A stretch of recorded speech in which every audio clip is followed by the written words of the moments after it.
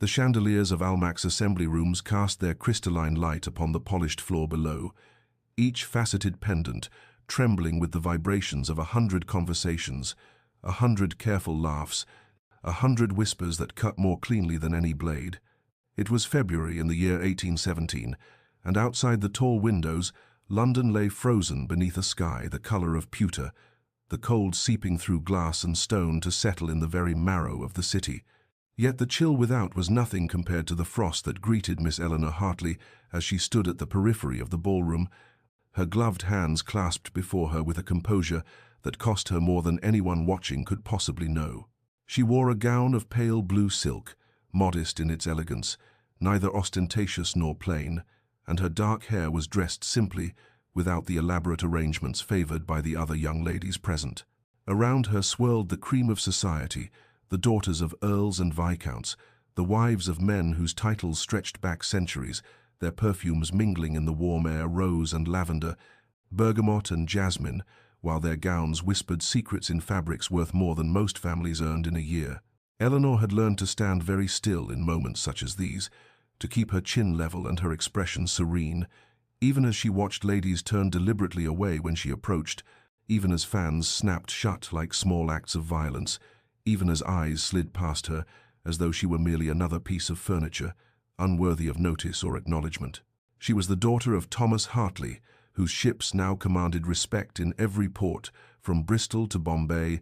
whose recent fortune from shipping had purchased an introduction to society that no amount of wealth could make welcome. The voucher to Almac's had been obtained through persistence and strategic donations, a golden ticket that promised entry but guaranteed nothing of acceptance, and Eleanor understood with painful clarity that she stood in this glittering assembly on sufferance, an outsider permitted to observe, but never to belong. How curious, she thought, her gaze moving across the sea of pale faces and paler souls, that silk and jewels should disguise such poverty of spirit. But the thought brought no comfort, only a sharper awareness of her solitude, and she found herself remembering her father's face 3 weeks prior when the voucher had arrived. The hope in his eyes that his daughter might find in these halls what he could never give her: belonging, acceptance, perhaps even a match that would secure her future. She would not shame him by fleeing, would not grant these peacocks the satisfaction of seeing her wounded, though each turned back and each whispered comment behind raised hands, struck with precision against the armor of her dignity. The cold from outside seemed to have found its way inside after all, settling around her shoulders like an unwelcome shawl, and Eleanor stood alone in the crowd, watching the dancers spin past in their elaborate patterns, wondering if this was to be her lot forever at the edges, forever looking in. Her father's merchant gold, transforming not into acceptance, but merely into a more expensive form of isolation. Lady Pemberton swept past Eleanor with the precision of a military maneuver, her silver gown catching the candlelight as she paused just within earshot, her voice carrying to the small cluster of debutantes gathered near the refreshment table. "I do wonder at the standards these days," she pronounced, her words falling like coins into still water, creating ripples that spread across the immediate vicinity. When one can purchase entrance to any establishment in London, one must question whether anything retains its proper meaning.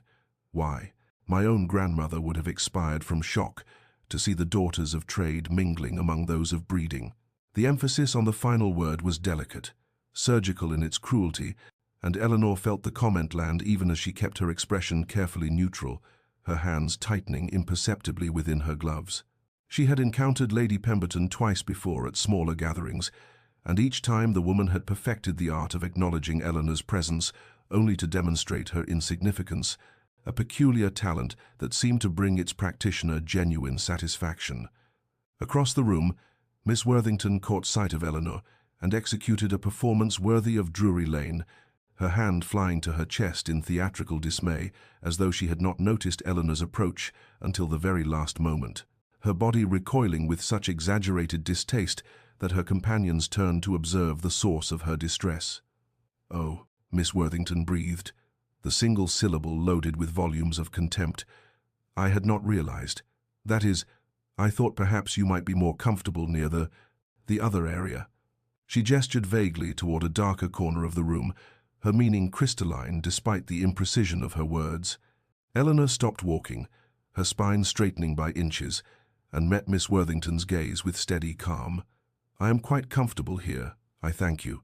she replied, her voice level and clear, and she watched something flicker across the other woman's face, surprise, perhaps, or irritation that her barb had not drawn visible blood. Even the patronesses, those arbiters of social acceptability, who had granted her the voucher, regarded her with barely concealed disdain, their conversations ceasing when she drew near, their eyes sliding past her as though she were constructed of glass, transparent, and easily overlooked. They wrap their cruelty in silk and call it refinement, Eleanor thought, observing the elaborate dance of exclusion unfolding around her. They have perfected the art of wounding without ever raising their voices, of destroying with a glance what my father spent years building. She found herself remembering the afternoon 3 weeks prior when the voucher had arrived, how her father had stood in the doorway of her sitting room with the precious paper held carefully in his weathered hands, hands that had once worked the docks before fortune and business acumen had elevated him beyond his origins. His face had been transformed by hope, by the belief that this small rectangle of approval might open doors for his daughter that would forever remain closed to him, that she might find among the quality what he had never been permitted to seek: acceptance, belonging, perhaps even affection, uncolored by considerations of commerce. She would not fail him, would not retreat before these peacocks with their hereditary pride and their shallow measures of worth. She would stand here at the edge of their glittering world and endure whatever cuts they chose to inflict, would maintain her composure even as each snub and each whispered comment carved away small pieces of her dignity, because to flee would be to confirm their judgment,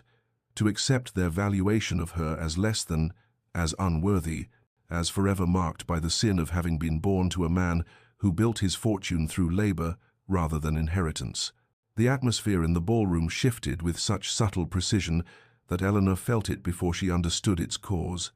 A change in the quality of attention, a collective turning of heads that rippled through the assembly like wind moving across water. The conversations did not cease entirely but lowered in volume, became edged with a particular quality of awareness, and even the musicians seemed to play with greater care, as though the notes themselves must be more perfect in this suddenly altered air. Alexander Greystone, Duke of Ashworth, stood at the entrance to the ballroom with the unconscious authority of a man who had never questioned his right to occupy any space he chose, and Eleanor found herself observing him with the detached clarity that her isolation afforded, seeing him as one might study a portrait in a gallery, beautiful, remote, utterly separate from the realm of ordinary human warmth. He was perhaps 30 years of age, tall and lean with the kind of aristocratic features that seemed carved rather than grown, all clean lines and sharp angles, his dark hair styled with careless perfection, his evening clothes fitted with the precision that only the finest tailors could achieve. There was something winter-cold about him, something that suggested frost settling deep into stone, and Eleanor watched as the room arranged itself around him with the automatic deference accorded to power and ancient title. The matchmaking mammas straightening their daughters' postures with subtle touches,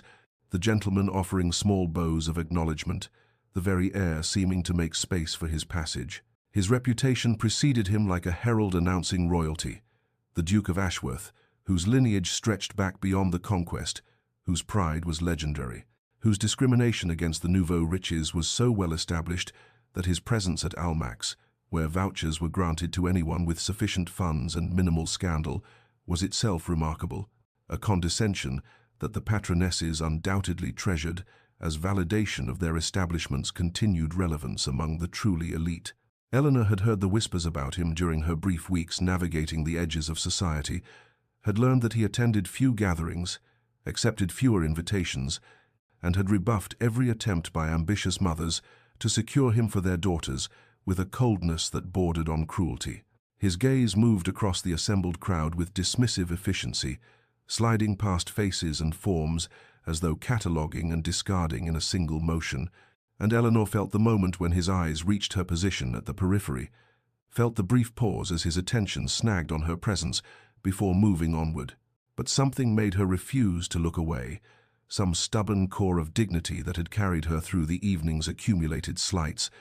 and when his gaze returned to her, as though surprised to find her still watching, she met it directly, without coyness or calculation, without the simpering invitation she had observed other young ladies employing when seeking to capture masculine attention. For the space of 3 heartbeats they regarded each other across the glittering expanse of the ballroom, and Eleanor saw something flicker in his expression, a hairline crack in the marble perfection of his composure, surprise, perhaps, or the faint stirring of curiosity that something had not behaved as expected. Then his attention moved onward, and he stepped fully into the room, and Eleanor released a breath she had not realized she was holding,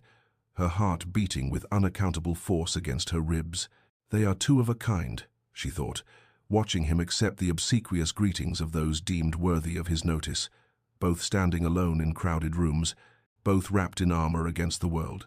But where her isolation had been imposed by circumstances of birth and fortune, his seemed chosen, deliberate,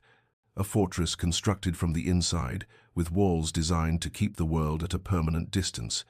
and she wondered what wound could have taught a man born to such privilege the necessity of such thorough guardedness. 3 weeks had passed since the evening at Almack's, 3 weeks during which Eleanor had attended 2 more gatherings with similarly dispiriting results, and she had begun to accept her position on the margins of society as permanent, when her father's study door opened one grey March afternoon, and she saw his face. They saw the defeat written there, in lines that seemed to have appeared overnight, aging him a decade in the span of hours. "Eleanor," he said, and his voice carried a weight that made her set down her book and rise immediately, crossing to where he stood beside his desk, his hand resting on a stack of correspondence, as though drawing strength from the physical solidity of paper and ink. The story emerged in fractured pieces. His business partner, a man he had trusted for 15 years, had been conducting transactions under the company name without authorization, had made investments in ventures that bordered on criminal, and now scandal threatened to engulf them all, to destroy not merely their fortune, but their name, and to render Eleanor even more unmarriageable than her merchant origins had already made her. "There is a way," her father said, and she heard the shame in his voice, the self-loathing of a man forced to use his daughter as currency in a transaction that should never involve human hearts. "An intermediary approached me yesterday, a solicitor named Pembroke, who handles affairs for the Duke of Ashworth." Eleanor felt something cold settle in her chest at the name, remembering those winter-grey eyes, that aristocratic coldness, the brief moment when their gazes had held across the ballroom. "The Duke requires an heir," her father continued, and his words coming faster now as though speed might make them less painful, "but he has refused every debutante presented to him, has made clear his contempt for the mercenary nature of the marriage market." Pembroke suggested that a business-like arrangement might be more palatable, a contract with clear terms, a marriage of pure convenience without the pretense of affection or the complications of romantic expectation. "Your inclusion in society, our family's reputation secured through alliance with his name, and in return—" He could not finish, but Eleanor understood what was not spoken.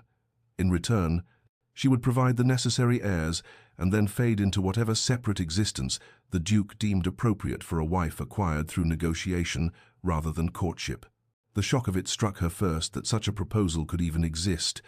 that her life might be determined by a contract as cold as those her father signed for cargo shipments. But shock gave way quickly to something more complex, a careful weighing of impossible choices.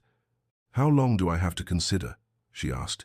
and her father's face crumpled slightly at the steadiness of her voice. At her failure to weep or protest or demand, he found another solution.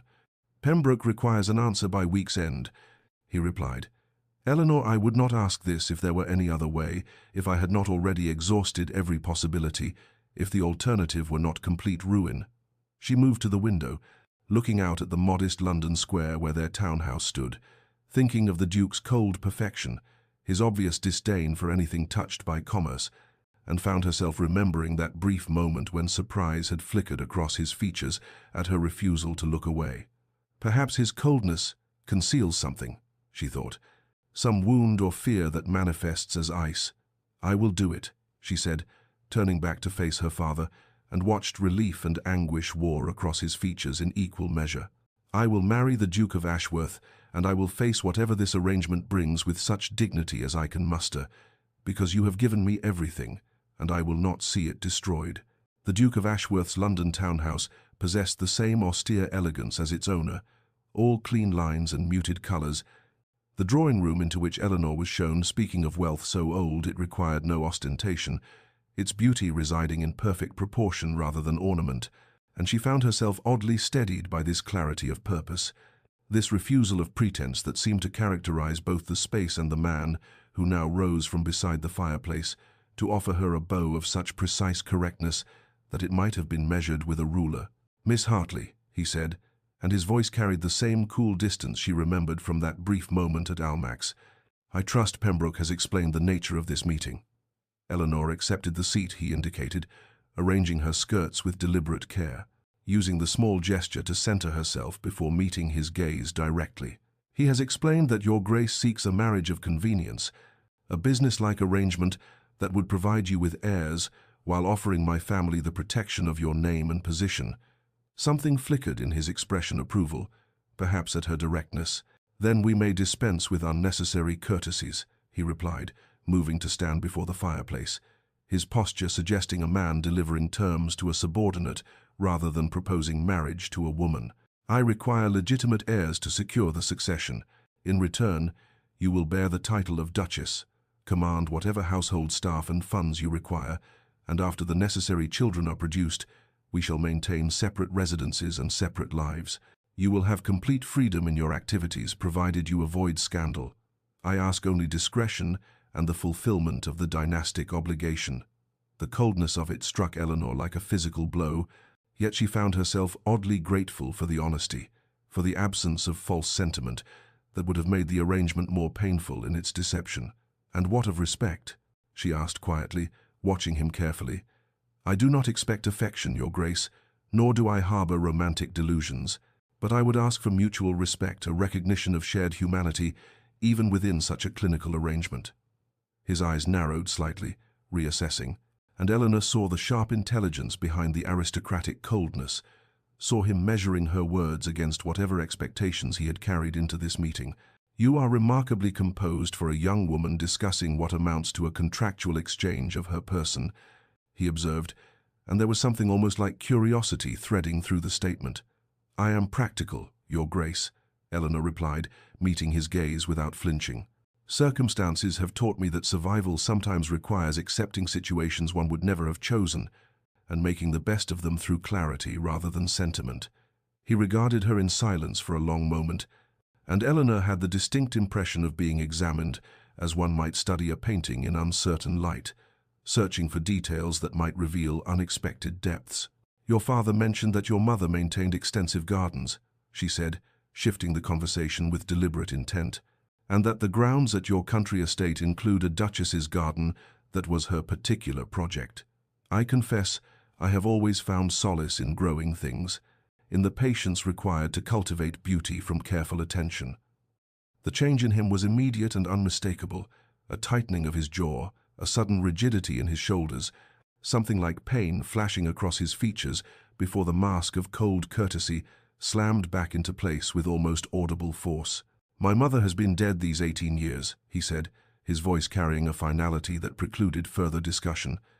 "The garden is no concern of yours. Now, if you find the terms acceptable, Pembroke will draw up the necessary documents. The wedding will take place within the month at my country estate. I see no purpose in Yenlong engagement given the nature of our arrangement." Eleanor rose, understanding that the interview had concluded,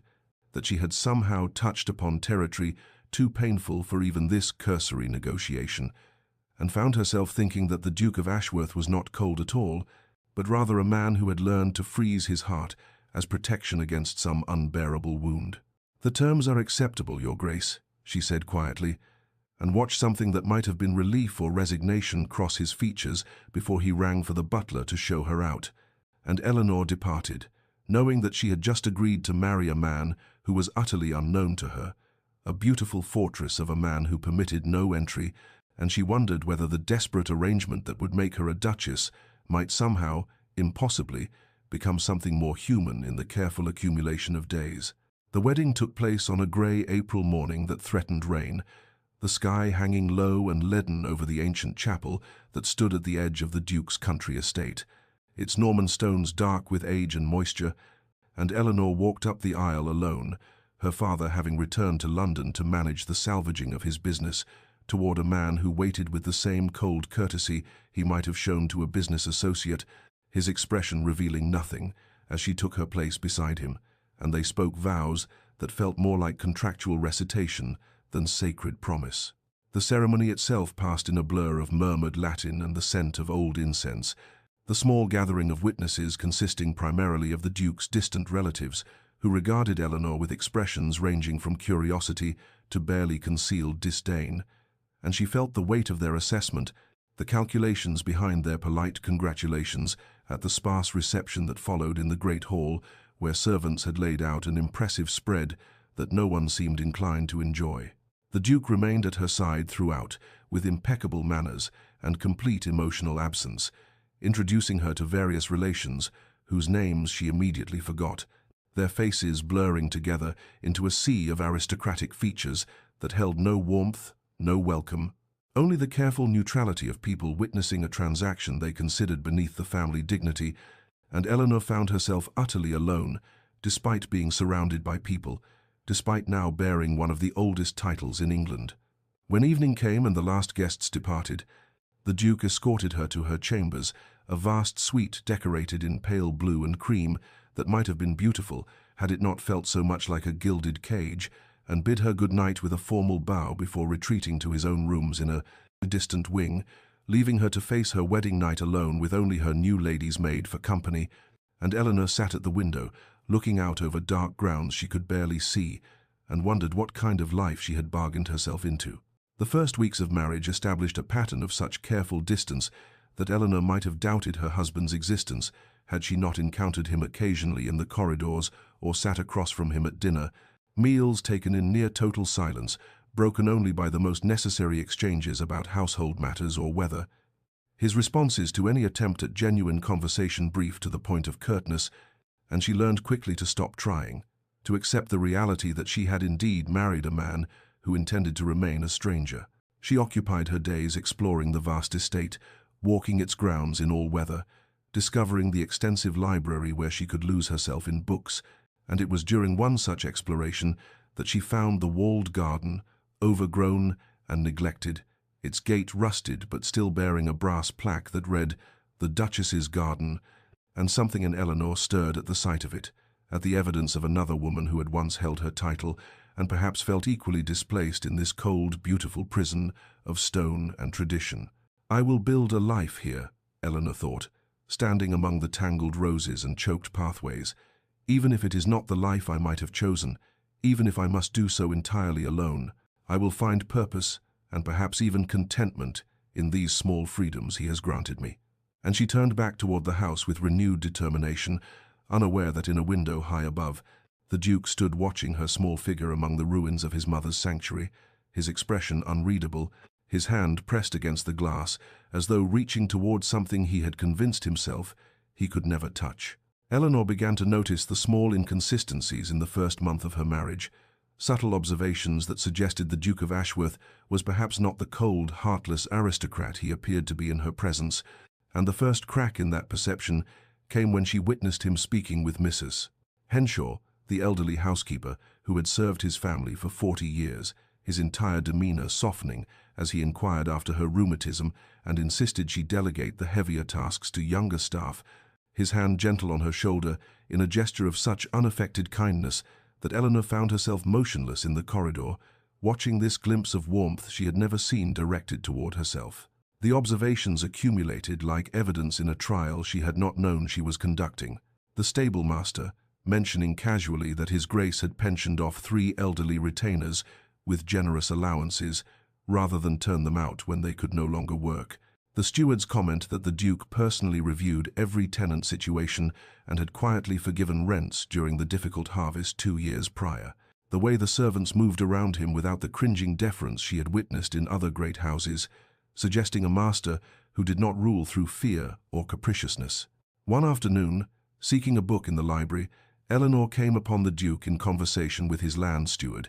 and she paused unseen in the doorway, arrested by the animation in her husband's voice as he discussed crop rotation and drainage improvements, his face alive with an enthusiasm she had never witnessed, his entire bearing transformed from cold marble to warm flesh, as he spoke of his responsibility to the land and those who worked it, and she understood suddenly that the Duke of Ashworth was capable of deep feeling, of genuine care, only not for her, never for her. "We must ensure the tenant cottages are repaired before winter," he was saying, leaning over a map spread across the desk, his finger tracing roads and boundaries. "And I want Thompson's family to have the larger cottage. 5 children in those 2 rooms is unconscionable." And the steward was nodding, clearly accustomed to a master who concerned himself with such details. When the Duke glanced up and saw Eleanor standing there, and the transformation was immediate and heartbreaking, all that warmth and animation draining from his features as the familiar mask of cold courtesy settled back into place like a door slamming shut. That evening at dinner, emboldened by what she had witnessed and by a growing curiosity about the man she had married, Eleanor ventured a comment about a novel she had been reading, one she had discovered in the library, with a bookmark suggesting recent attention. And for a moment she saw surprise flicker across his features before he responded with a brief observation about the author's technique, and though the exchange lasted barely 2 minutes before he retreated back into silence, Eleanor felt as though she had glimpsed something precious through a briefly opened window, some evidence that beneath the ice there lived a man of intelligence and depth who had chosen to lock himself away from her, and she found herself lying awake that night, wondering what wound had taught him such complete self-protection, what betrayal had convinced him that warmth was weakness, and whether there existed any key that might unlock the fortress he had built around his heart, any patience or persistence that might convince him she was not his enemy, but perhaps, impossibly, might someday be his friend. Weeks passed, and Eleanor found herself drawn repeatedly to the walled garden, that forgotten sanctuary that seemed to call to something deep within her own neglected heart, and she began the work of restoration with her own hands, refusing to relegate the task entirely to the gardeners, finding something almost sacred in the act of pulling weeds from around rose bushes that had once been carefully tended, of clearing pathways that had disappeared beneath years of creeping ground cover, and it was the head gardener, old Morrison, who had served the family for decades, who told her in his gentle burr that this had been the late Duchess's particular domain, that she had spent hours here each day, until her sudden death from fever had left it orphaned. Eleanor learned that the Duke had been only 12 when his mother died, that he had ordered the garden locked afterward and forbidden anyone to tend it. And this knowledge settled in her chest like a stone, this evidence of a wound so deep that even 15 years could not heal it, a grief that had calcified into the cold remoteness she encountered daily. And she worked among the roses with new tenderness, understanding that she was touching something precious, something that connected her to both the woman who had created this beauty and the boy who had loved her enough to preserve it as a shrine, even in ruin. She was kneeling in the dirt on a warm afternoon in late May, her hands deep in soil as she worked to free a particularly stubborn root, her dress already ruined and her hair escaping its pins, when she sensed rather than heard another presence and looked up to find the Duke standing at the garden entrance, his face utterly unguarded in a way she had never witnessed, and the pain in his eyes was so raw and so immediate that Eleanor felt it like a physical blow, understanding in that instant that her restoration of his mother's garden had reopened something he had kept carefully sealed. "I did not mean to intrude upon your work," he said, his voice strange and rough, and he made as though to leave. But Eleanor found herself speaking quickly, instinctively. "Please, do not go. I should have asked your permission before beginning this. I did not think," and she trailed off, uncertain, still kneeling there with earth on her hands and genuine distress on her face, that he might think her presumptuous or cruel. He stood frozen for a long moment, some internal battle playing across his features, and then, to her utter astonishment, he stepped fully into the garden and spoke with halting care. "She died here, my mother. In this garden she had been feeling ill but insisted on coming out to see the roses blooming, and she collapsed there, by that wall, and was gone before nightfall," and Eleanor felt tears prick her eyes at the quiet devastation in his words, at this first real thing he had ever shared with her. "I am so sorry," she said softly, rising to her feet but making no move to approach him, sensing his fragility. "I lost my own mother when I was 14. She died in the spring as well, and for years I could not bear the scent of the flowers that had been blooming then." And she saw something shift in his expression, a recognition of kindred grief. And when he spoke again, his voice was gentler. "You understand, then, why I could not?" And she nodded, completing his thought with quiet certainty. "Why you had to preserve it exactly as it was, because changing it would have felt like losing her again." And they stood there in the sun-dappled garden that had become suddenly a bridge between them. And he did not leave. He did not retreat behind his walls, but instead asked in a voice that held the faintest tremor, "Would you tell me what you have planned for the restoration?" And Eleanor began to speak of her vision, watching wonder dawn across his face as she described honoring what his mother had created while bringing it back to life. And neither of them noticed as the afternoon lengthened into evening, too absorbed in this first genuine conversation, this tentative crossing of the distance that had separated them since the day they wed. The thaw, once begun, continued with the inexorable patience of spring yielding to summer, a slow accumulation of small moments that built upon one another, like stones, creating a bridge across the chasm that had separated them. And Eleanor found herself noticing the subtle shifts with a heart that beat faster each time their paths crossed in the corridors of the great house. The way his slight nod of acknowledgement began to carry something warmer than mere courtesy, the ghost of what might almost be called a smile touching his lips when their eyes met over breakfast. The dinners that had once been exercises in painful silence began to extend beyond the merely necessary. Conversations that had lasted bare minutes, now stretching to a quarter hour, then half, then longer still, until Eleanor realized one evening that they had been sitting at table for nearly an hour, discussing the merits of different philosophers, his eyes alive with an intellectual engagement she had only glimpsed that day in the library. And when she offered a particularly dry observation about Rousseau's contradictions, he made a sound that was almost impossibly the beginning of laughter before he caught himself, and the warmth that had briefly animated his features made her breath catch in her throat. She discovered quite by accident that he rode out each morning at dawn, and the next day found herself in the stables at that early hour, and though no explicit invitation had been extended, when he saw her mounted and waiting, something flickered across his face that might have been pleasure, and without words they began to ride together through the misty mornings, their horses moving in companionable parallel across the grounds, and these silent rides became a ritual neither acknowledged but both anticipated, the barriers between them lowering incrementally with each shared sunrise. A week of rain in June confined them both to the house, and Eleanor found herself drawn to the library, where she discovered him already in residence, and instead of the awkward retreat she had expected, he gestured to a chair near the fire with a question about what she was reading, and somehow the afternoon dissolved into a remarkable conversation that ranged from literature to politics to philosophy, and she watched astonishment cross his features when she revealed the breadth of her education. Her father's progressive belief that a woman's mind deserved cultivation equal to any man's, and he said quietly, almost to himself, "I had not expected, that is, I have never met anyone who—" And he stopped, clearly struggling with something,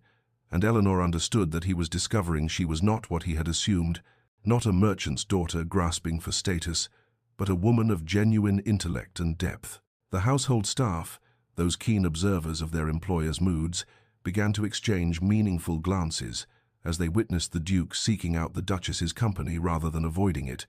as they heard conversation and even occasional laughter from the dining room rather than the oppressive silence that had characterized those first months. And Mrs. Henshaw remarked to the housekeeper that she had not seen His Grace so animated since before his mother's death,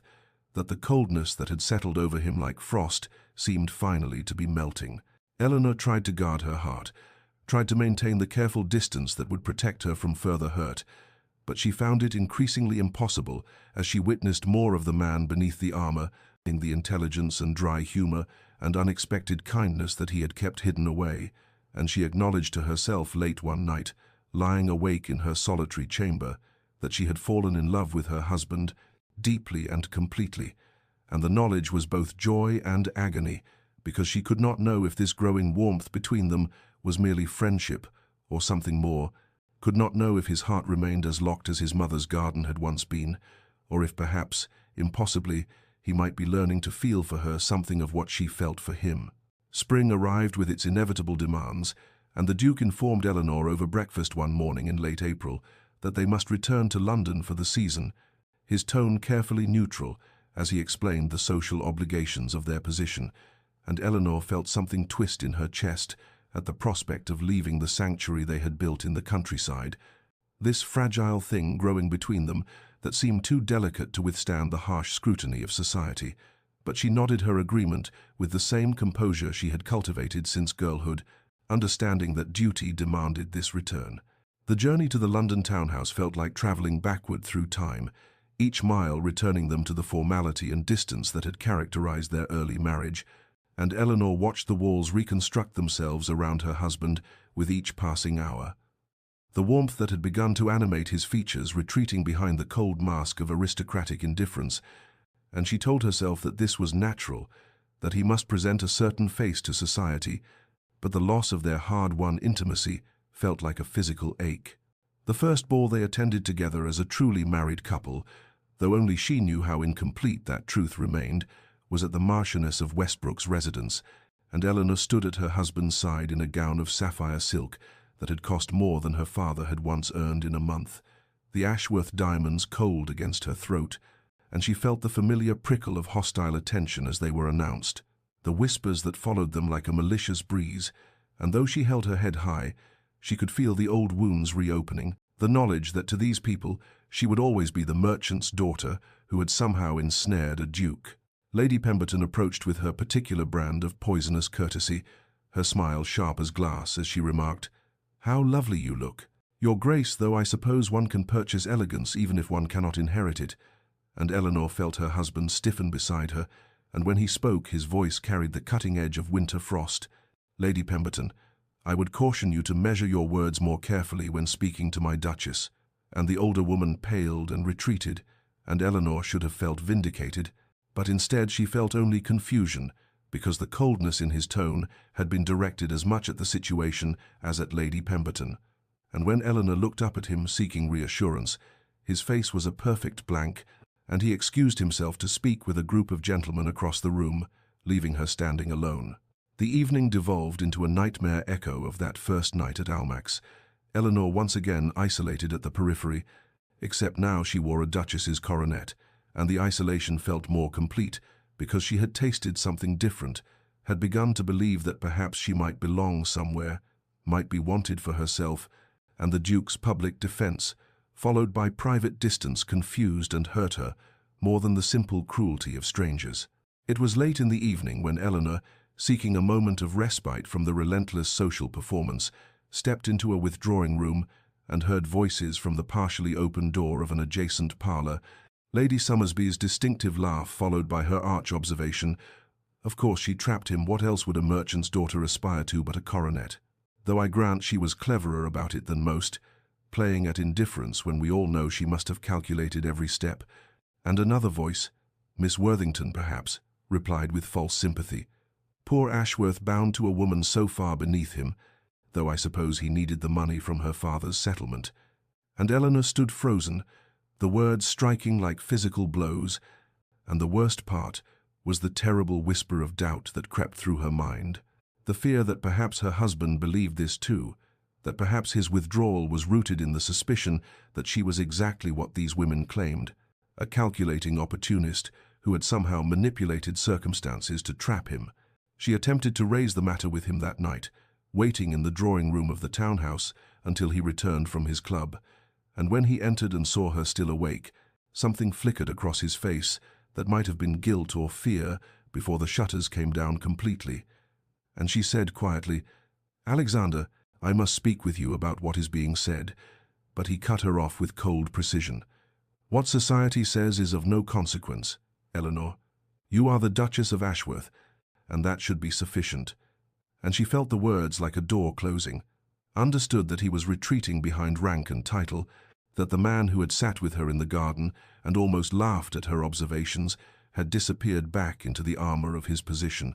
and when she tried again to reach him, to ask him directly if he believed the accusations, he simply looked at her with eyes gone distant and said, "I think it best if we maintain appropriate formality, while in London the season requires certain standards of conduct." And Eleanor felt something break inside her chest, and the fragile hope she had been nurturing, shattered by the realization that perhaps nothing had truly changed at all, that she was once again alone, only now with so much more to lose. Alexander Greystone, Duke of Ashworth, stood at the window of his London study in the grey hours before dawn, watching the lamplight flicker against the cobblestones below, and he was haunted by the memory of another woman in another season 5 years past, when he had been young enough to believe that love and trust were simple things, before Clarissa Pemberton, cousin to the venomous Lady Pemberton, who now tormented his wife, had taught him the bitter lesson that affection could be performed, that sweetness could mask calculation, that a woman might endure his company, and even counterfeit desire, for nothing more than the privilege of being called Duchess. He had loved her with the wholehearted abandon of a man who had not yet learned caution, had shared his thoughts and fears and dreams, had believed her tears and declarations, and when he had overheard her laughing with her brother about how tedious she found him, how his conversation bored her, how she could scarce bear his touch but would endure anything for a coronet. Something inside him had frozen solid and never truly thawed, and he had vowed that day that no woman would ever again have the power to make him feel small and foolish and used. Eleanor's presence in his life terrified him precisely because she was undermining every defense he had constructed, the warmth that had grown between them in the countryside, threatening the careful ice that had protected him, and when she smiled at something he said or met his eyes across the breakfast table, with that particular understanding in her gaze, he felt the treacherous stirrings of hope and immediately crushed them with memories of Clarissa's beautiful, false face. The evidence of Eleanor's genuine nature accumulated daily: her kindness to servants who could offer her nothing, in her restoration of his mother's garden, not for show, but in the quiet hours when she thought herself unobserved, the intelligence and wit she displayed without any attempt to charm or manipulate, her dignity under society's continued assault, when a calculating woman would have wept or raged or demanded his intervention, and yet the old wounds whispered their poison, suggesting that perhaps she was simply more skilled than Clarissa, more patient in her game, and the thought that he might be fool enough to fall for practiced innocence a second time made him retreat behind the walls that had kept him safe, even as part of him recognized the terrible injustice he was doing her. He watched her now from the shadows of the Beaumont ball, saw her standing alone near the terrace doors in her emerald silk, her spine straight and head high despite the cutting remarks he knew she had endured, and something twisted in his chest at her solitary grace, the way she maintained her composure when other women would have crumbled or fled, and he thought suddenly of his mother, and who had possessed that same quiet strength, who had told him once when he was small that true character revealed itself not in comfort but in adversity, in how one bore oneself when the world was unkind. Eleanor turned slightly, perhaps feeling his gaze, and their eyes met across the crowded room, and in that moment before she looked away, he saw something that made his breath catch, not calculation or performance, but simply profound loneliness and pain, the raw honesty of a woman who had given up trying to prove herself and was merely enduring, and the recognition struck him like a physical blow. She was real, her kindness genuine, her feelings true, and he had been too much a coward to trust the evidence before his own eyes, had let the ghost of an old betrayal blind him to the remarkable woman who had somehow, impossibly, come to care for him despite every reason not to. Eleanor waited until the following afternoon, when the social obligations had temporarily ceased and the household had settled into its quiet rhythms, and she sent word requesting a private audience with her husband in his study, her hands steady as she penned the note, though her heart beat against her ribs, like something caged and desperate for freedom. When she entered the book-lined sanctuary where he conducted his business, he rose from behind his desk with careful courtesy, his face arranged in that expression of polite neutrality that she had come to despise, and she closed the door behind her with deliberate precision before turning to face him, gathering every fragment of dignity she possessed like armor against the terrible vulnerability of what she was about to do. "I will not keep you long, Your Grace," she began, and saw him flinch slightly at the formal address, though whether from guilt or irritation she could not tell. "I merely wish to clarify our arrangement going forward, so that we might both understand what is expected and avoid any further confusion." He opened his mouth as if to speak, but she raised one hand slightly, needing to finish before her courage failed, and continued, with a voice that remained steady through sheer force of will. I understand that whatever small friendship we had begun to build in the countryside was a temporary aberration, perhaps a result of proximity and limited society, and that here in London you prefer to maintain the distance originally negotiated in our marriage contract. This is your right, and I will not contest it." She watched something flicker across his features, pain, perhaps, or anger, or relief, but his expression shuttered before she could interpret it, and his silence felt like confirmation of every terrible fear that had haunted her sleepless nights. "I offer you this assurance," Eleanor said, and her voice remained quiet but carried the weight of absolute finality. "I will maintain all public appearances befitting the Duchess of Ashworth. I will fulfill whatever social obligations you require, and I will not shame you or your name with any display of emotion or complaint. But I will not defend myself against accusations of calculation or social climbing, not to society and not to you, because a woman who must constantly prove her sincerity possesses no dignity, and dignity is the only thing I have left that truly belongs to me." She saw his hands clench on the edge of his desk, saw his throat work as if he might speak, but still he said nothing, and his silence was answer enough, confirmation that he believed at least some portion of what society whispered about her, that he suspected her kindness might be performance, and her growing affection merely strategy. "I will retire to the country estate tomorrow morning," Eleanor announced, and watched his head snap up, genuine alarm breaking through his careful neutrality. "You need not accompany me indeed. I think it better if you do not, and I will remain there for the duration of the season, unless you have specific need of my presence for some social obligation, in which case I will of course return immediately upon your request." The words were coming faster now, her composure beginning to crack at the edges, and she forced herself to slow, to maintain the dignity that was all she had.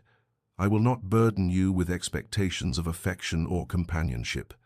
Alexander, I release you from any obligation beyond what was originally contracted, and I ask only that you grant me the same courtesy and allow me to build whatever life I can in the space you have given me." She turned toward the door before he could see the tears that were beginning to blur her vision, before the careful control she had maintained could shatter completely, and his voice finally broke his silence, hoarse and strange. "Eleanor, wait." But she was already opening the door and already stepping through, and she said without turning back, "There is nothing more to discuss, Your Grace. I believe we understand each other perfectly now." She left him standing in his study and returned to her chambers, where she instructed her maid to pack her trunks, and the next morning before dawn, she departed for the country estate in the Ashworth travelling coach, watching the London townhouse recede into the grey morning mist, and she did not know that Alexander stood at his study window watching her leave, did not see him raise one hand to the glass as if he might call her back, did not hear the single word he spoke into the empty room like a prayer or a curse. No. The weeks that followed Eleanor's departure stretched into a strange, suspended time, as late spring softened into the golden haze of early summer, and in the country estate she threw herself into the work of living with a determination born of necessity, rising each morning before dawn to walk through the gardens, where dew still clung to the roses she had planted, her hands finding solace in the honest labor of coaxing beauty from the earth when her heart remained stubbornly barren of hope. She met with tenants who had seemed surprised at first by her continued presence and attention, then gradually opened to her genuine interest in their welfare, and she found a kind of peace in the practical problems of crop rotations and roof repairs, and an elderly widow who needed assistance, occupying her mind with matters that had clear solutions, when her marriage remained an unsolvable puzzle of hurt and longing and resigned acceptance. "This is enough," she told herself each night as she fell exhausted into bed. "This work matters. These people need me. I can build a life of purpose, even if it will never hold the love I had been foolish enough to hope for." And if the assertion felt hollow in the darkness of her chamber, she pushed the emptiness aside and rose the next morning to try again. In London, Alexander discovered that solitude was not the victory he had once imagined, but rather a peculiar form of torture, the townhouse echoing with absence, every room holding the ghost of Eleanor's presence, the library where she had sat reading in the window seat, the music room where he had once heard her playing piano when she thought herself alone, the breakfast room where her chair sat empty across from his and made each meal an exercise in regret. He attended his social obligations with mechanical precision, aware of the whispers about the absent Duchess, the speculation about their separation, and he found he cared nothing for society's opinion, except insofar as it might wound Eleanor further, and the realization of his own hypocrisy, that he had retreated from her partially due to fear of what society said, yet now would gladly damn them all, sat bitter on his tongue. His elderly aunt, the Dowager Countess of Helmsley, arrived unannounced one afternoon in early June, and found him in his study staring at correspondence he had not read, and she surveyed him with sharp eyes that missed nothing before announcing without preamble, "You are a fool, Alexander, and I have never suffered fools gladly, even when they share my blood." When he attempted to deflect her censure, she cut through his words with the precision of someone who had navigated society for 7 decades and had no patience left for pretense. "That girl, and she is hardly more than a girl, for all her dignity, refused every financial settlement your solicitor offered, asked only for funds to continue the garden work and provision for the staff, and you sit here playing the wounded martyr as if she were the one who betrayed trust." The words struck him like physical blows, and when he made the journey to see Eleanor's father some days later, ostensibly to discuss estate business, but actually to understand the woman he had married and driven away, Thomas Hartley spoke of a daughter who had nursed her dying mother with tireless devotion, who had given her childhood to keeping house for a grieving widower, who had accepted a loveless marriage to save her father's honor, and had never once complained of the sacrifice. And Alexander left that meeting with the terrible knowledge that every fear he had harbored about Eleanor's character was not merely wrong, but the precise inverse of truth she had wanted. Nothing from him except what he had been too, afraid to give. Alexander spent the next days in a state of restless examination that felt like coming out of a long fever, seeing clearly for the first time the architecture of his own fear and how meticulously he had constructed prison walls while calling them protection, and he understood now with painful clarity that every defense he had built against betrayal had created the very abandonment he most dreaded, a self-fulfilling prophecy born of pride and old wounds that had festered rather than healed. He walked through the London townhouse at odd hours, unable to sleep,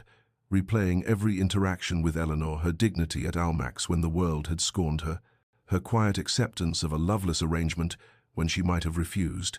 her patient work in the garden seeking no praise or acknowledgement, her steady kindness to servants and tenants who held no social power to advance her position, and each memory was evidence that demolished his careful edifice of suspicion, showing him a woman whose strength came not from calculation, but from the very background he had been taught to disdain. Her merchant father had raised her without the ton's elaborate games of status and manipulation, had taught her the value of honest work and direct dealing, had given her an education that prized intelligence over accomplishment and character over connections, and Alexander saw with shame how his own aristocratic prejudice had blinded him to the reality that Eleanor's origins had made her more genuine, not less, had given her a moral clarity that his own gilded upbringing had never provided. The realization that his pride, the very pride he had thought distinguished his rank, had been the poison destroying any chance of happiness, was bitter medicine, and he sat in his study one evening with his head in his hands, understanding that he had wounded the one person who had never sought to harm him, had driven away the woman whose only crime was loving him despite his determination to remain unlovable. He thought of his mother then, truly thought of her rather than the sanitized memory he had clung to, and remembered how she had often spoken of his father's initial coldness, their arranged marriage, the years of patience she had employed before his father's reserve had thawed. "Love is not found, Alexander," she had told him once when he was young. "It is built, stone by stone, through small acts of faith," and he realized he had forgotten her wisdom in his determination to avoid her fate, not understanding that her marriage had not been tragedy but triumph, that she had considered the years of building worthwhile for the love they had finally achieved. He must act, must find some way to prove to Eleanor that he understood his failure and was willing to do the patient work of rebuilding what his fear had destroyed. And his first instinct was toward grand gesture, a ball in her honor, a public declaration, some dramatic demonstration that society could witness and applaud, but he stopped himself, recognizing that such spectacle was exactly what Eleanor would despise, that it would prove only that he still cared more for appearance than substance. No, what Eleanor deserved was not performance but genuine transformation, not words but sustained action, not the dramatic crescendo but the quiet accumulation of proof over time, and he understood that he must go to her not as a duke bestowing favor, but as a man asking for the opportunity to earn what he had been too frightened to accept when it was freely offered. He made his preparations carefully, informing his steward he would be leaving London indefinitely, arranging his affairs so he might stay at the country estate for as long as Eleanor would permit his presence, and as his carriage rolled north through the summer countryside toward the place where he had last seen happiness, before fear had made him destroy it, Alexander felt something he had not experienced in years, not certainty, which was impossible given how thoroughly he had damaged her trust, but hope, fragile and tentative, that perhaps patience and genuine repentance might accomplish what pride and protection never could. Alexander arrived at the country estate in late August, when summer had reached that golden moment of fullness before the first whisper of autumn, and he found Eleanor in the garden as he had somehow known he would, kneeling beside a bed of roses with earth on her hands and sunlight caught in her hair, and she was more beautiful in that unguarded moment than any perfectly coiffed duchess in London's finest ballrooms, beautiful in a way that made his chest ache with the knowledge of what he had nearly lost forever through his own cowardice and pride. She looked up at the sound of his footsteps on the gravel path, and he watched wariness shutter her expression, the open contentment of a moment before replaced by careful guardedness, and he understood that this mistrust he had created where there had once been patience and hope was his doing, his wound inflicted through fear masquerading as protection. "Your Grace," she said, rising to her feet with the dignity that had always marked her bearing, and the formal address was a knife to his heart, a reminder of the distance he had imposed between them when she had wanted only closeness. "Eleanor," he said, and her given name felt like both prayer and plea on his tongue, "might I speak with you? I have travelled from London expressly for that purpose,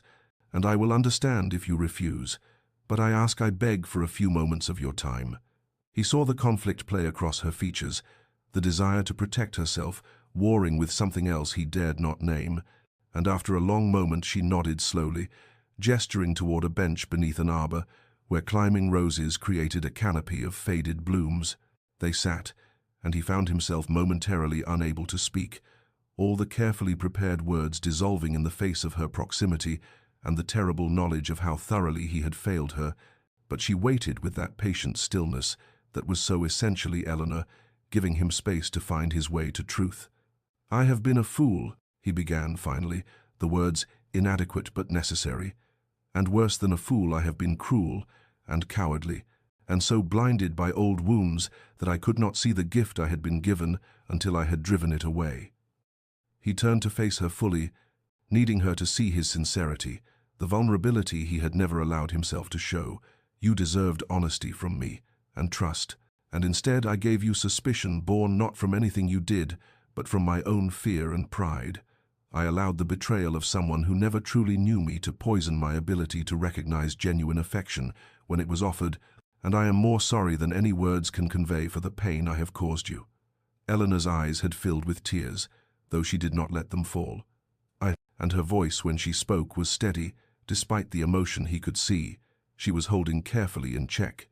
"Why now, Alexander? What has changed between your silence in London and your presence here?"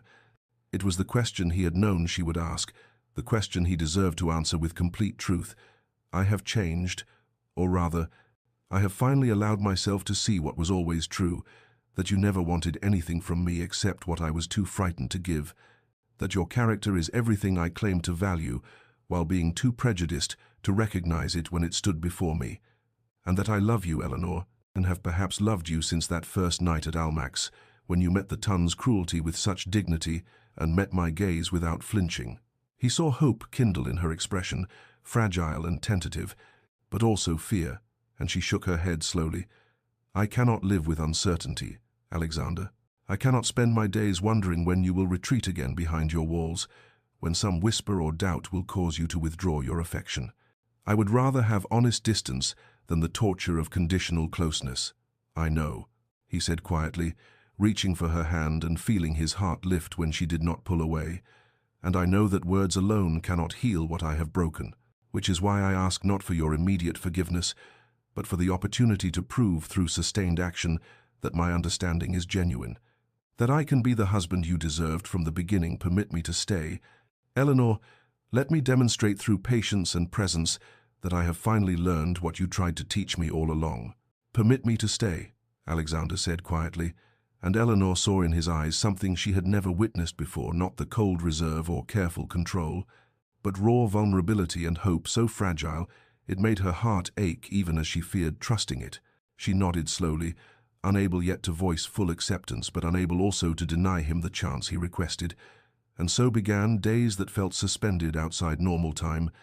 a golden interlude where Alexander proved through steady presence what words alone could never accomplish. He appeared in the garden each morning, not as a duke observing but as a man willing to work, and he knelt beside her in the soil, pulling weeds and learning the names of plants, his fine clothes forgotten as he listened to her explain the careful cultivation each variety required. And she found herself relaxing in increments so small she hardly noticed,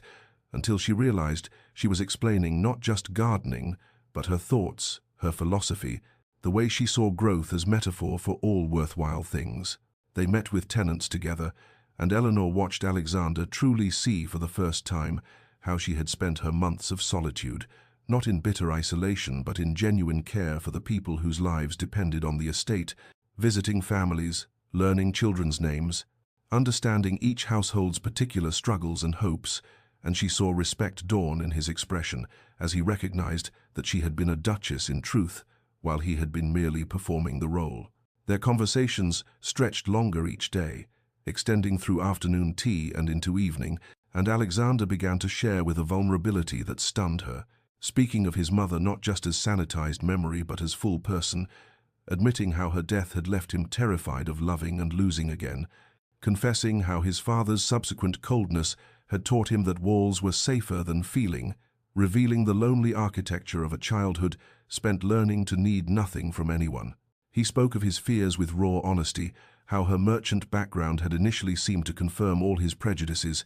how her patience and kindness had terrified him precisely because it was genuine, how he had looked for calculation, because that would have been safer than accepting that she offered affection freely, asking nothing but that he receive it, and Eleanor felt her own walls crumbling as she understood the depth of wound he had been carrying. Small gestures accumulated like interest compounding, books appearing in her chambers that she had mentioned wanting to read weeks ago, proving he had listened and remembered. The garden gate that had hung crooked, suddenly repaired without fanfare. His coat offered when evening chill arrived during their walks, still warm from his shoulders. They laughed one evening over dinner, genuine and unguarded laughter at some absurdity he observed about his own earlier pomposity,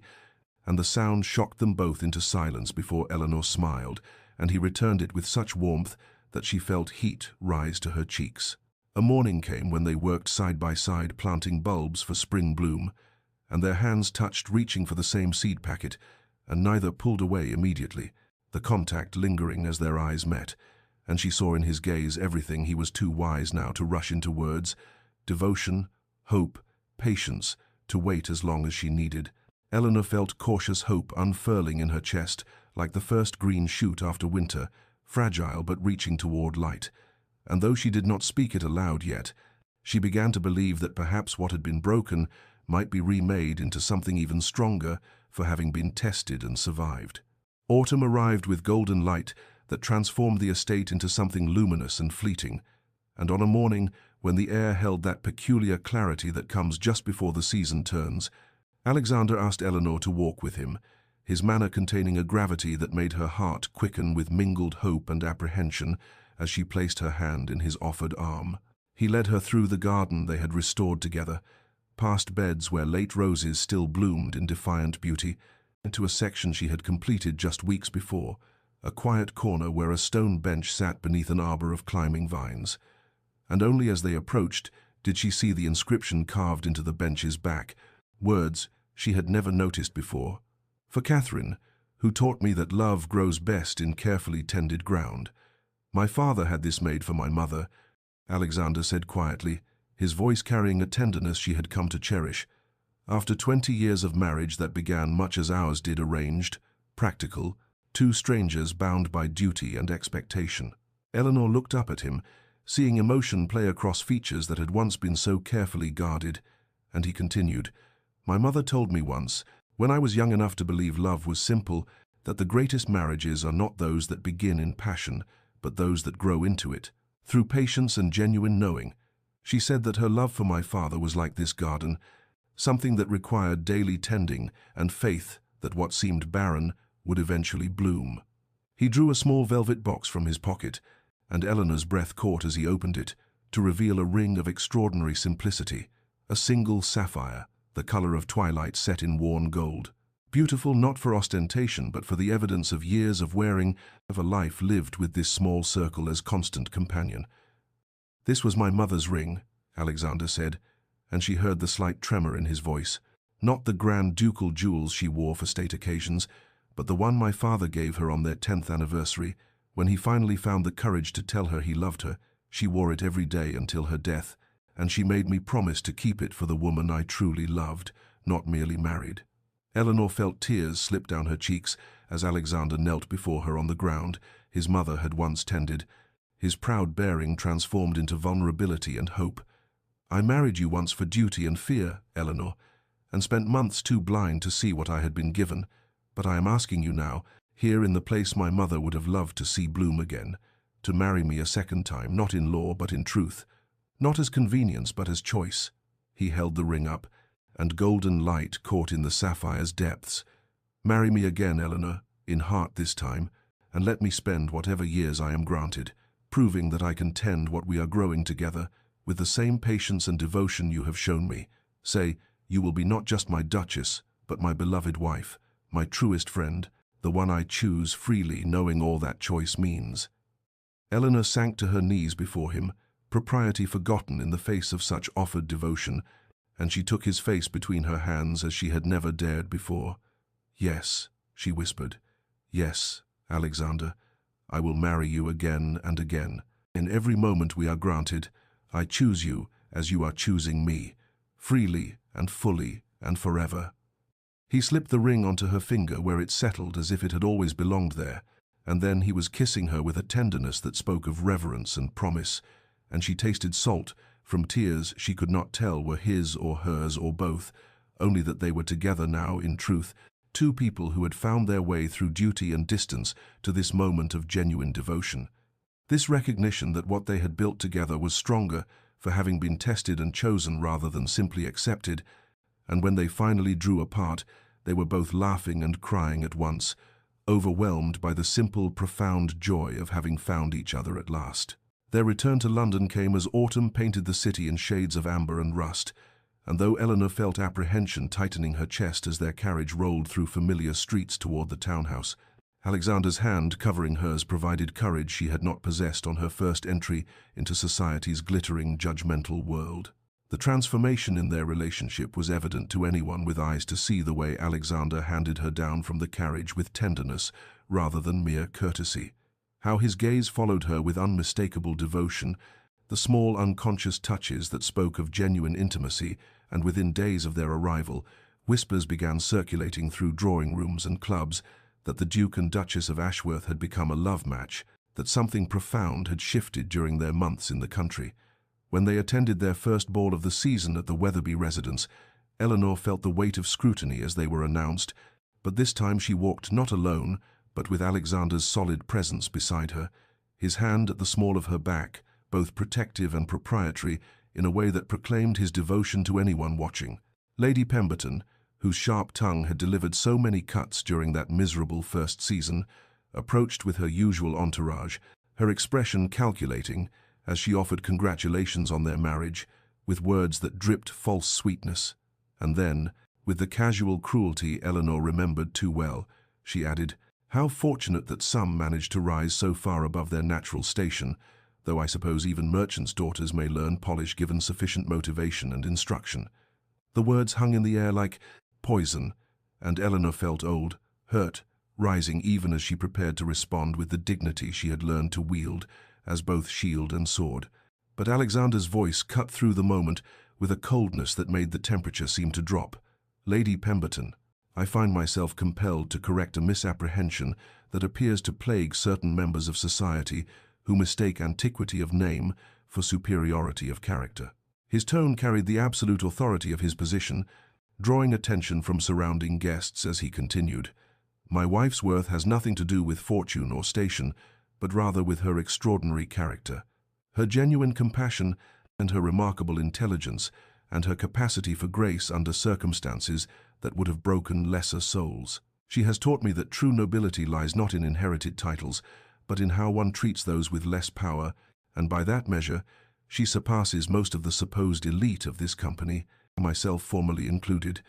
Eleanor saw Lady Pemberton's face flush with humiliation as Alexander turned his back on her with deliberate dismissal, leading Eleanor away while conversations erupted around them like wildfire. And she felt something settle in her chest, not triumph, for she had never wanted vindication through others' humiliation, but rather a quiet recognition that Alexander's public declaration had been less about social warfare and more about simple truth spoken without apology or hesitation. In the weeks that followed, Eleanor noticed a shift in how society received her not universal acceptance, for there would always be those who clung to prejudice and narrow definitions of worth, but a growing respect and even admiration for the Duchess, who carried herself with quiet dignity, and whose husband's devotion was so evident that it spoke more eloquently than any defense. Yet Eleanor found, somewhat to her surprise, that this acceptance mattered far less than it once might have. She attended balls and social functions because duty required it, but her happiness no longer depended on society's approval, and when Alexander leaned close during a particularly tedious musicale to whisper that they might slip away early to return home, she felt joy bloom in her chest at the prospect not of escape, but of the private world they had built together, the life that mattered more than any ballroom's glittering superficiality. They departed that evening while the entertainment continued, and as their carriage rolled through lamplit streets toward home, Alexander pulled her close, and Eleanor rested her head against his shoulder, content in the knowledge that they were returning not to duty or obligation, but to the genuine partnership they had cultivated with such patience and care, and she understood finally that the sneers at Almax had led her not to humiliation, but to something far more valuable, a love that had been tested and chosen and built on the strongest foundation of all, two people who saw each other clearly and chose devotion anyway. 3 years had passed like the turning of seasons that mark all profound transformations, and on a spring morning when apple blossoms drifted through air sweet with the promise of renewal,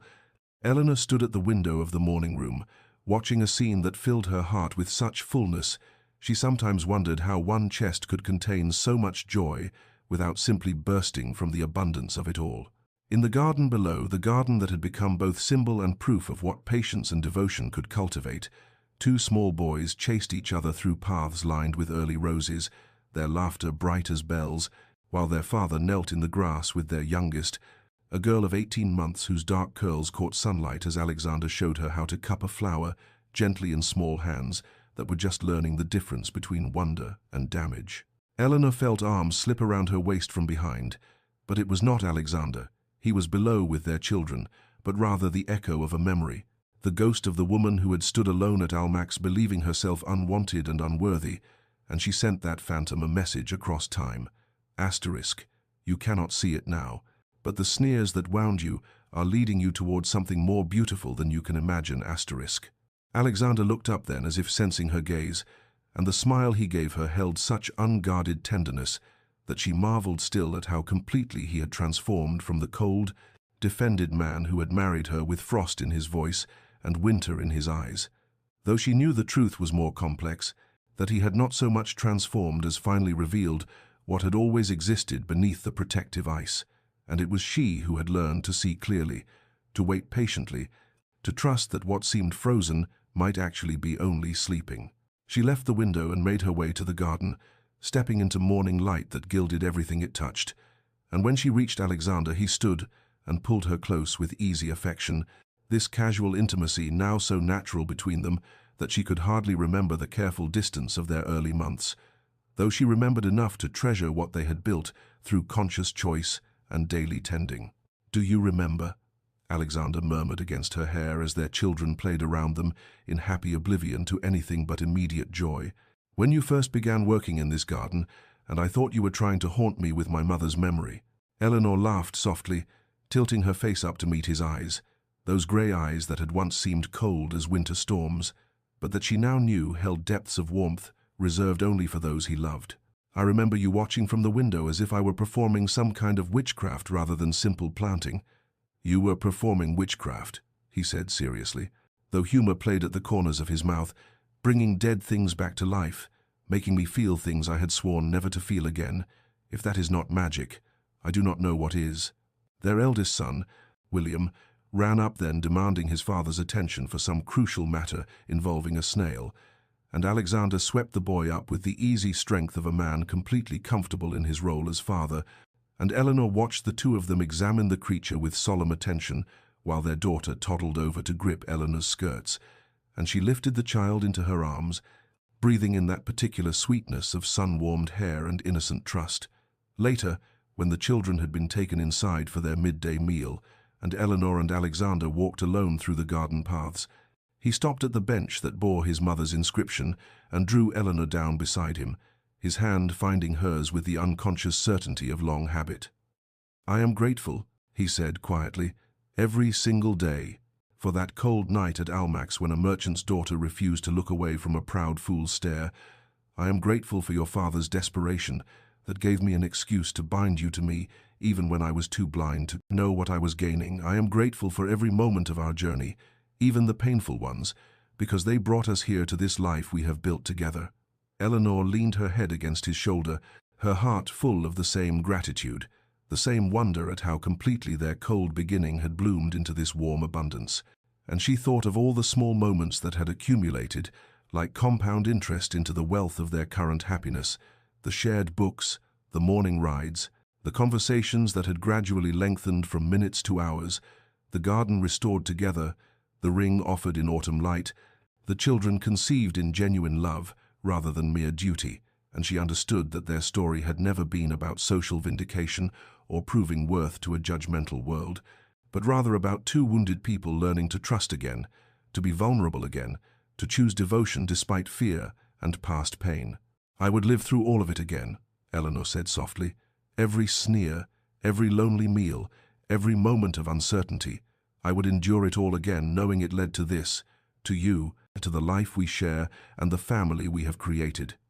Alexander turned her face to his and kissed her with a tenderness that still had the power to make her breath catch, and when he drew back, his eyes held that look she had come to cherish above all others. The look that said she was seen completely and loved entirely, not despite her origins but including them, not for what she could provide but for who she was in her essential self. They sat together as afternoon light slanted golden through the leaves, two people who had traveled from cold arrangement to profound partnership, and Eleanor knew that if she could send a message to her younger self standing alone at the edge of that glittering ballroom, she would say simply, "Asterisk, the sneers do not define you, and the journey through them will lead you home." Asterisk.